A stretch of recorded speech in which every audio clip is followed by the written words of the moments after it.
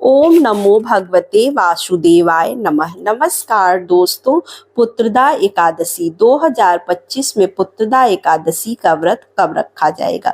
तो 2025 में पुत्रदा एकादशी का व्रत 31 दिसंबर को रखा जाएगा। वैसे तो कुछ लोग 30 दिसंबर को भी रख रहे हैं, लेकिन सनातन धर्म में जो है वो उदया काल का विशेष महत्व होता है। यानी जो उदया काल में जो तिथि प्रारंभ होती है, एकादशी प्लस द्वादशी जब होता है तो वो एकादशी का व्रत ज्यादा जो है आपके लिए लाभप्रद होता है। तो वो एकादशी का व्रत करना चाहिए। यह शुक्ल पक्ष की एकादशी है। पुत्रदा एकादशी का व्रत आप चाहिए तो 30 को भी कर सकते हैं। 30 को 7:50 पर प्रारंभ हो रहा है और 31 तारीख को 5:57 तक कुछ ऐसे जो है वो रह रहा है। तो उदया काल को देखते हुए बहुत से लोग जो है वो सही तरीके से देखा जाए तो आप जो है 31 तारीख को ही पुत्रदा एकादशी का व्रत करिएगा। तो पुत्रदा एकादशी का व्रत जो माताएं जिनके पास संतान नहीं होती है, वो संतान की इच्छा रखते हुए भी यह व्रत को करती हैं और अपने संतान की लंबी आयु, दीर्घ आयु के लिए, उज्जवल भविष्य के लिए यह व्रत किया जाता है।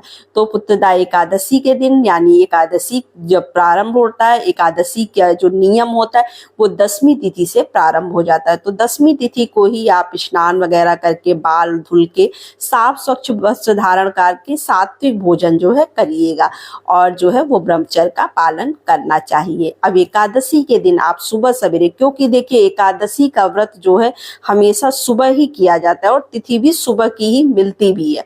तो सुबह की तिथि भी है और सुबह सवेरे आप एकादशी के दिन स्नान वगैरह करके, अगर नदी, सरोवर, तालाब है, इस समय ठंडी बहुत ज्यादा है तो आप अपने घर के पानी में ही मिश्रित जल से स्नान करके पूजा आराधना कर लीजिएगा। सूर्य भगवान को जल दे दीजिएगा।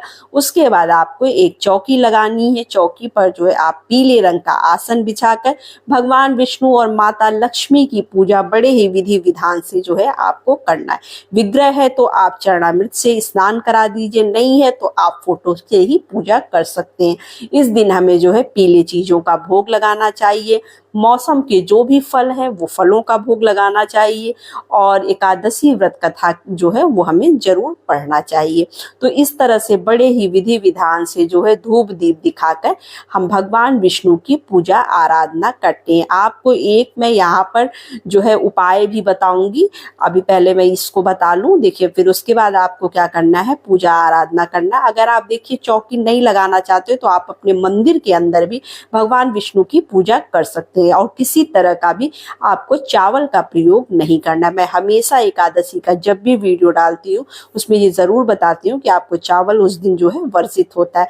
ना हम चावल से अक्षत का प्रयोग करते हैं, ना हम कलश बनाने में, जैसे कलश में चावल डालते हैं तो उसकी जगह आप तिल डाल सकते हो, इस तरह से कर सकते हैं।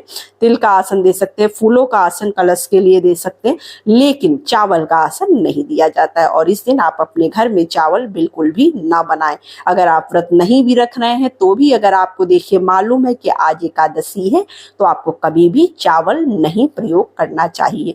और एकादशी के दिन आपको तुलसी जी की पत्तियां नहीं तोड़नी चाहिए, तुलसी जी में जल नहीं चढ़ाना चाहिए, दीपक जला सकते हैं आप, क्योंकि माता तुलसी खुद भी एकादशी के व्रत जो है करती हैं भगवान विष्णु के लिए, वो भी निर्जला। यह व्रत निर्जला भी किया जाता है, फलाहार खाकर भी रहा जाता है। तो सबके यहाँ का अपना अपना नियम है। कुछ लोग फलाहार खाकर रखते हैं, कुछ लोग निर्जला करते हैं, शाम को खाते हैं।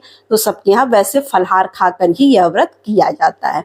तो अब मैं आपको एक उपाय बता देती हूँ। जिनके पास संतान नहीं है वो इस उपाय को जरूर करें। तो देखिए, पुत्रदा एकादशी के दिन कोई ऐसी गाय हो जो गाय ने बछड़ा दिया हो, बछड़े दिए हुए गाय का आप दूध ले आइए और उसके बाद उस दूध से भगवान की पूजा करिए और साथ में उस दूध को खुद भी ग्रहण करिए।